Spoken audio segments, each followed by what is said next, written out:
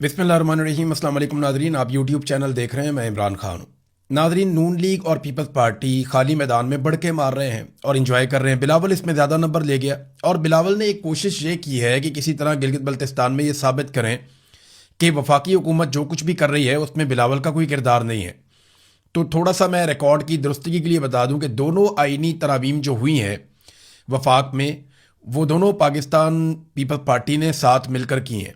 बल्कि बिलावल ने कहा था कि ब्रूट मेजॉरिटी के ज़रिए से हम ये करेंगे और फिर उन्होंने करके दिखाई भी। इसके अलावा जितने भी कवानीन पास होते हैं या बिल आते हैं वो सारे आसिफ अली जरदारी साहब उसको नोटिफाई करते हैं। उसके अलावा जितने बजट पास हुए हैं वफाक में वो सारे पाकिस्तान पीपल्स पार्टी की मदद से हुए हैं। ये हुकूमत जो इस वक्त वफाक में मौजूद है इसको पाकिस्तान पीपल्स पार्टी का वोट मुयस्सर है। अगर पाकिस्तान पीपल्स पार्टी वोट ना डालती तो शहबाज शरीफ कभी भी हुकूमत ना बना पाते। तो पीपल्स पार्टी और पीएमएलएन जो कुछ भी वफाक में हो रहा है उसके लिए बराबर के जिम्मेदार हैं। पाकिस्तान में होने वाली जबरी गुमशुदगियों के लिए दोनों जिम्मेदार हैं एस्टेब्लिशमेंट के साथ। पाकिस्तान में जो कुछ भी मईशत के साथ हुआ, जो कुछ भी मुआशरत के साथ हुआ और पाकिस्तान में जो कुछ भी पाकिस्तान के साथ हुआ उसके लिए जिम्मेदार पाकिस्तान पीपल्स पार्टी और पीएमएलएन इक्वली हैं। और इन दोनों से जिम्मेदार हैं इनको लाने वाले, यानी पाकिस्तान की एस्टेब्लिशमेंट। अब खाली मैदान में ये बढ़के मार रहे हैं। बिलावल ने कुछ बड़े मज़ेदार किस्म के स्टेटमेंट दिए हैं। वो स्टेटमेंट मैं आपके सामने रखता हूँ, आप बड़ा इंजॉय करेंगे। यानी बिलावल ये बातें कैसे कर सकते हैं। बिलावल ने एक तो ये दावा कर दिया कि आसिफ अली जरदारी ने अमरीकी बेसिस बंद करवा दी थी, यानी ये आसिफ अली जरदारी का कारनामा है।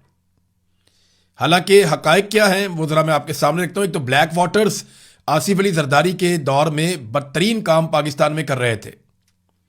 रेमंड डेविस वाला इंसिडेंट आपको याद है, कैसे उसको बचाकर पाकिस्तान से निकाला गया था। आसिफ अली जरदारी थे उस वक्त पाकिस्तान में, उनकी हुकूमत थी। यूसुफ रजा गिलानी और आसिफ अली जरदारी दोनों हुकूमत कर रहे थे। फिर ड्रोन हमले जो पाकिस्तान के अंदर हुए, सबसे बड़ी मिकदार में और सबसे ज्यादा तादाद में ड्रोन हमले पाकिस्तान में आसिफ अली जरदारी साहब के और नवाज शरीफ के दौर में हुए हैं। सबसे ज्यादा जरदारी साहब, उसके बाद फिर नवाज शरीफ साहब आते हैं। विकी लीक्स आपको याद होंगे, उसमें बहुत बड़े बड़े इंकशाफात हुए। विकी लीक्स के एक इंकशाफ के मुताबिक अगस्त 2008 में पीपल्स पार्टी रहनुमाओं ने अपने दौरे हुकूमत में अमरीकी हुकाम के साथ मुलाकातें की और उन मुलाकातों में पाकिस्तानी सरजमीन पर अमरीकी ड्रोन हमलों की हमायत की थी। विकी लीक्स की जानिब से लीक शुदा अमरीकी सफारत खाने की दस्तावेजात के मुताबिक, ये अमरीकी सफारतकार जो हैं वो फिर अमेरिका को लिखते हैं ना ईमेल्स, वो वहां से लीक हो गई थी और विकी लीक्स के अंदर ये सारी चीजें सामने आ गई थी। तो अमरीकी सरकारी दस्तावेजात के मुताबिक पाकिस्तान पीपल्स पार्टी की हुकूमत ने ड्रोन हमलों की हमायत की थी। लेकिन पीपल्स पार्टी के वजीर आजम यूसुफ रजा गिलानी ने अमरीकी सफीर से मुलाकात में कहा था कि हम पब्लिकली या कौमी असम्बली में एहतजाज करेंगे, हम अवामी तौर पे ड्रोन हमले के खिलाफ मौक़िफ़ बनाएंगे, लेकिन आप इसे इग्नोर कर दीजिएगा, आप ड्रोन हमले जारी रखिएगा। यानी एहतजाज से सिर्फ हम अवाम को मुतमईन करेंगे ताकि हमारा वोट बैंक खराब ना हो। आप ड्रोन हमले करते रहे, हमें उस पर कोई एतराज नहीं है, बल्कि हम उसे अप्रिशिएट करते हैं। ये जनाब पाकिस्तान पीपल्स पार्टी ने किया था और अमेरिकन दस्तावेजात के अंदर इसका इंकशाफ हुआ था, विकी लीक्स के अंदर। तो बिलावल कैसे कह सकते हैं कि जरदारी साहब एब्सोल्युटली नॉट वाले हैं। उन्होंने इमरान खान साहब का मजाक उड़ाया, कैदी नंबर 804 को 420 कहा उन्होंने कहा जी कि एब्सोल्युटली नॉट, वो कह ही नहीं सकता था अगर जरदारी ना होता तो उसामा बिन लादेन को जब पाकिस्तान में कत्ल किया गया, अमरीकी मरीन्स आए अफगानिस्तान से फ्लाई करके और पाकिस्तान के दूर दराज इलाके में एबटाबाद वो पहुंचे और एबटाबाद में जहां पे फौज की ट्रेनिंग होती है वहां पे उन्होंने अटैक कर दिया उसामा बिन लादेन के कंपाउंड पे और उसामा बिन लादेन को मार के उसकी लाश उठाकर ले गए। तो यूसुफ रजा गिलानी ने अमेरिका को फौरी तौर पे मुबारकबाद दी थी और ये खबर अमेरिकन मीडिया के ऊपर और हर तरफ छप भी गई थी। अब जज्बात में आकर इन्होंने, पीपल्स पार्टी ने मुबारकबाद तो दे दी, लेकिन बाद में पता चला कि अवाम तो सख्त नाराज है और पाकिस्तान की फौज इसे अपनी बेइज्जती समझ रही है। लिहाजा फिर इन्होंने मुजम्मती बयानात हल्के हल्के देना शुरू किए। लेकिन उसामा बिन लादेन के मरने पर भी जरदारी हुकूमत ने यही कहा था कि जनाब जबरदस्त हो गया। इसके अलावा जरदारी हुकूमत को वो कहते हैं जी 2013 में खत्म किया गया था, बिलावल ये कहते हैं। लेकिन 2008 में आसिफ अली जरदारी की हुकूमत बनी थी। फिर इन्होंने 18वीं तरमीम भी मिलकर पीएमएलएन के साथ और सारी सियासी जमातों के साथ मिलकर इन्होंने 18वीं तरमीम पास करवाई थी और वो कंसेंसस था हर पॉलिटिकल पार्टी का उसके ऊपर। आजकल उसके ऊपर शब खून मारने की एस्टेब्लिशमेंट तैयारियां कर रही है। लेकिन 18वीं तरमीम पाकिस्तान के सियासतदानों का एक कारनामा है और शानदार कारनामा है, और जो लोग उसके अंदर शामिल थे, आसिफ अली जरदारी, नवाज शरीफ और बाकी लोग, ये सारे खराज तहसीन के मुस्तहिक हैं। इमरान खान साहब तो उस पार्लियामेंट में थे ही नहीं, उन्होंने उस इलेक्शन का बाइकआउट किया जो उन्हें बाद में लगा कि उनका गलत फैसला था। बहरहाल 2013 में आसिफ अली जरदारी साहब की हुकूमत को खत्म किया गया। बिलावल ने यह दावा किया, नहीं ये कैसे हो सकता है, जरदारी साहब की हुकूमत आती है 2008 में, 2013 में हुकूमत खत्म हो जाती है और एक नया इलेक्शन होता है 5 साल पूरा करने के बाद। उस इलेक्शन में पीपल्स पार्टी को शिकस्त हो जाती है, लेकिन बिलावल बज़िद है कि नहीं हमारी हुकूमत खत्म की गई थी। तो लोगों को वहां पे वो कहानियां सुना रहे हैं, और जिस पॉलिटिकल पार्टी के पास वोट बैंक था या जिनके पास नजरिया था या जिनके पास कोई नैरेटिव था जो लेकर जा सकते थे पब्लिक के अंदर, वो पाकिस्तान तहरीक-ए-इंसाफ थी, उसको अमली तौर पे गिलगित बल्तिस्तान के इलेक्शन से बाहर कर दिया गया। मैंने आपको पहले भी 1 दर्जन मरतबा कहा कि गिलगित बल्तिस्तान में कठपुतली हुकूमत के अलावा पाकिस्तान की एस्टेब्लिशमेंट कोई और हुकूमत बर्दाश्त नहीं करेगी। लेवल प्लेइंग फील्ड अगर देते पाकिस्तान तहरीक-ए-इंसाफ को तो वो सफाया कर देती बाकी पॉलिटिकल पार्टीज का। ये हकीकत एस्टेब्लिशमेंट जानती है, इसीलिए पाकिस्तान तहरीक-ए-इंसाफ का रास्ता रोका गया। एक बात आप मेरी अपने जहन में रखें, लोग आपको कहेंगे एस्टेब्लिशमेंट बहुत गुस्से में है, ये 9 मई की वजह से नहीं जाने दे रहे, ये जनाब पीटीआई वाले माफी नहीं मांग रहे इसलिए हो रहा है, या जनाब ये फलानी वजह है। कोई वजह नहीं है। अगर आज पाकिस्तान तहरीक-ए-इंसाफ की मकबूलियत खत्म हो जाए या एस्टेब्लिशमेंट को इस बात का यकीन हो जाए कि पाकिस्तान तहरीक-ए-इंसाफ वोट लेने की अहलियत नहीं रखती, तो तहरीक-ए-इंसाफ के ऊपर से सारी पाबंदियां खत्म हो जाएगी। ये इतनी बदनामी सिर्फ इसलिए लेते हैं कि इनको इस बात का पता है कि इनको मैदान में छोड़ेंगे ये जीत जाएंगे। इतनी बदनामी लेने की जरूरत नहीं है। अगर पीटीआई इलेक्शन हार रही हो तो उसको इलेक्शन लड़ने देंगे, क्यों नहीं लड़ने देंगे? वो इलेक्शन सिर्फ इसलिए नहीं लड़ने दे रहे कि उनको आइडिया है कि ये इलेक्शन जीतने की पोजीशन में। अब उनको निकालने के बाद आप अपने बंदे खड़े करें, जो मर्जी करें। देखिए, हुकूमत इतनी डरी हुई है कि इन्होंने अपना बजट आगे कर दिया। ये जो बजट पेश किया जाना था, ये इस इलेक्शन से पहले पेश होना था, जो गिलगित बल्तिस्तान का इलेक्शन है असूली तौर पे, लेकिन इसको गिलगित बल्तिस्तान के इलेक्शन के बाद तक के लिए मुअख्खर कर दिया गया। वजह यह है कि बजट के अंदर जो अवाम की दुर्गत बनने जा रही है, जो ये अवाम के साथ धोखा करने जा रहे हैं पीपल्स पार्टी और पीएमएलएन मिलकर, अगर ये बजट पास होने के बाद आते और आकर गिलगित बल्तिस्तान का इलेक्शन लड़ते तो इनकी अवाम ने वहां पे दुर्गत बना देनी थी, क्योंकि इन्होंने अवाम की दुर्गत बनाई हुई थी। तो अवाम की गत बनाने जा रहे हैं ये लोग, जो इन्होंने आज तक अवाम के साथ किया, उनका खून न छोड़ने जा रहे हैं बजट में। तो उस बजट के बाद ये अवाम को शक्ल दिखाने के काबिल ना रहते, लिहाजा इन्होंने पहले गिलगित बल्तिस्तान का इलेक्शन लड़ना है, वहां पे वोटिंग करवानी है, और उसके 2 या 3 दिन के बाद आकर इन सब ने बैठकर टाई पैंट कोट पहन के वोट डालना है, और अवाम के हक पे डाका डालते हुए एक और जालिमाना बजट आईएमएफ के कहने के ऊपर इन्होंने मंजूर करवा देना है। पाकिस्तान तहरीक इंसाफ में सिर्फ बैरिस्टर घोर को इजाजत मिली है ये इलेक्शन लड़ने की, और उसके पीछे रीजन मैं आपको बता देता हूं, ताकि ये इलेक्शन बाद में लेजिटिमाइज कर दिया जाए, यानी इस इलेक्शन को जवाब दे दिया जाए। बैरिस्टर घोर आप जानते हैं, उनसे आसिम मुनीर साहब भी खुश हैं, उनसे इमरान खान साहब भी खुश हैं, उनसे सारे ही खुश रहते हैं, वो किसी को नाराज करते ही नहीं, अच्छे आदमी है बहुत। तो बैरिस्टर घोर जो है वो इस इलेक्शन को कानूनी जवाब फराहम कर देंगे। ये भी गए हैं वहां पे कंपेन करने के लिए, और वो पब्लिकली इतने पॉपुलर आदमी तो है नहीं, लेकिन जैसे भी मार धाड़ बेचारे कर रहे हैं, और जितनी उनको इजाजत मिलती है उतनी भाग दौड़ वो कर भी लेते हैं। और वहां पे जिस किस्म का माहौल है उसमें इलेक्शन जीतने के तो इम्कानात बनने नहीं दे रही हुकूमत और एस्टेब्लिशमेंट। और अगर कहीं आवाम वहां पे डट गई और खड़ी हो गई तो फिर इलेक्शन वाले दिन के बाद बैरिस्टर घोर जैसे लोग काम आएंगे कि ठीक है जी ये इलेक्शन हो गया और ये मामलात को ठंडा कर देंगे। बहुत सारे लोग ऐसे होते हैं ना जो एस्टेब्लिशमेंट के भी करीब होते हैं और अवाम के भी करीब अपने आप को रखते हैं। तो जैसे ही अवाम का गुस्सा बढ़ता है तो वो अवाम के साथ खड़े हो जाते हैं और फिर आहिस्ता आहिस्ता सिचुएशन को डिफ्यूज कर देते हैं। ये किरदार आप देखेंगे आज से थोड़े दिन के बाद, जब गिलगित बल्तिस्तान में इलेक्शन चोरी कर लिया जाएगा, उसके बाद आप देखेंगे कि बड़े तरीके से इन सारी चीज़ों को नॉर्मलाइज किया जाएगा। बिल्कुल वैसे ही जैसे इमरान खान की कैद तन्हाई को नॉर्मलाइज किया गया, बिल्कुल वैसे ही जैसे इमरान खान साहब की एक आंख ज़ाया होने के मामले को नॉर्मलाइज किया गया, बिल्कुल वैसे ही जैसे कत्लेआम को नॉर्मलाइज किया गया, बिल्कुल वैसे ही जैसे पाकिस्तान में गैर आईनी गैर कानूनी तमाम कामों को नॉर्मलाइज किया गया।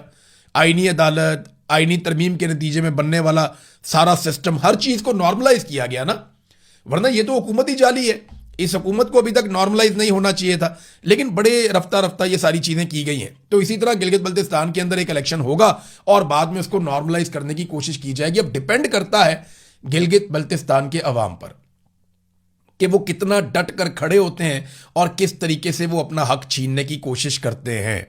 वहां के नौजवानों पर डिपेंड करता है। अगर वो खड़े हो जाएंगे तो वो बच जाएंगे, वरना उनकी हालत भी पंजाब वालों जैसी होगी, पाकिस्तान वालों जैसी होगी। जो बाकी लोगों के साथ हो रहा है उनके साथ भी वही हो जाएगा।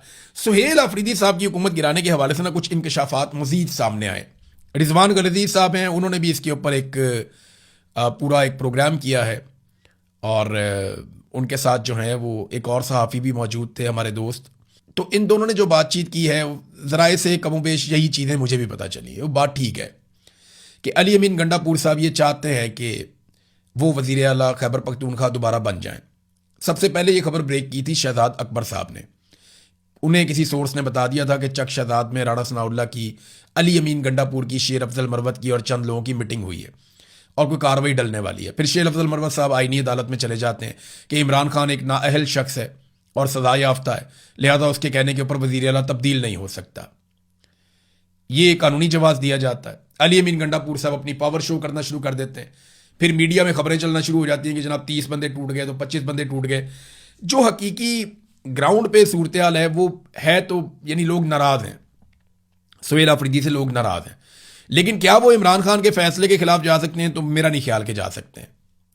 यहां पे कोई कानूनी जवाब बनाना पड़ेगा इन लोगों को अगर इस्तेमाल करना है तो। लोग नाराज जरूर हैं और इतनी बड़ी तादाद में नहीं है जितना बताया जाता है कि 30 नाराज हो गए या 40 नाराज हो गए। नहीं, हुकूमत कहती है कि 72-75 लोग उनसे आकर मिले, जबकि 92 टोटल तादाद है। और उसमें से वो बताते हैं कि कुछ हज करने गए हुए हैं, कुछ पाकिस्तान से बाहर गए हुए हैं, कुछ शादियों वगैरह में मसरूफ हैं। तो लोग अलग अलग जगहों पे, गिलगित बल्तिस्तान में भी 2-4 लोग गए हुए हैं। तो वो ये कहते हैं जनाब हमारे नंबर पूरे हैं। हाँ, नाराज लोग जो हैं, जो हुकूमत खुद क्लेम करती है, वो कहती है 3-4 लोग ऐसे हैं जो नाराज हैं। लेकिन मैंने वहां पे जो मकामी सहाफियों से मैंने जब पूछा तो उन्होंने कहा जी कि 10 के करीब ऐसे लोग हैं जो हकीकतन सुहेल अफरीदी से नाराज हैं और उनकी नाराजगी की माकूल वजूहात भी हैं और वो ये वजूहात इमरान खान के सामने भी फ्यूचर में रख सकते हैं, लेकिन इससे ज़्यादा बड़ी तादाद नहीं है।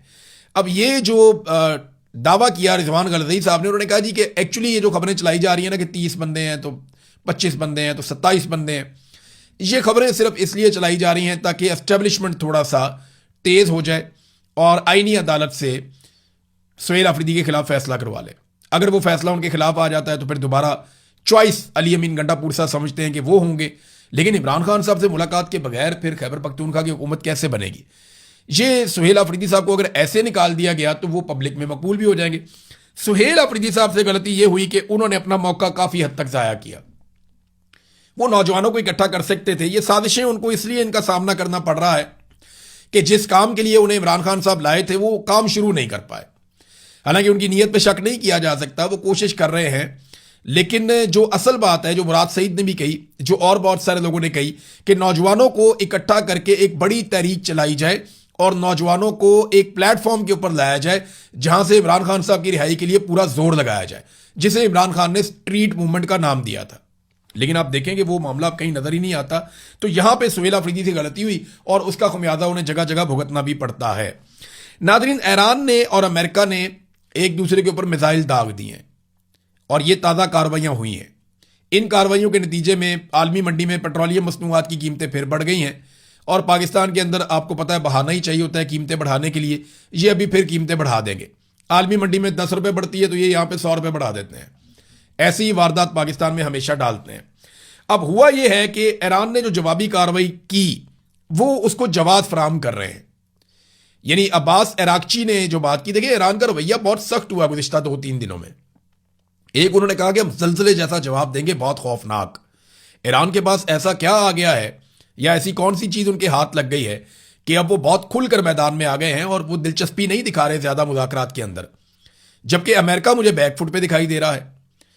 यानी अमेरिकी सदर डोनाल्ड ट्रंप को जब यह बताया गया कि कुवैत के ऊपर, बहरीन के ऊपर, इराक के ऊपर अमेरिकी बेसिस के ऊपर ईरान ने अटैक किया, मिसाइल और ड्रोन मारे हैं, तो डोनाल्ड ट्रंप ने कहा जी हमने भी उनको बहुत मारा, इस किस्म का जवाब दिया। और डोनाल्ड ट्रंप ने कहा जी कि मैं इसको कोई इतना बड़ा वो नहीं समझता मामला।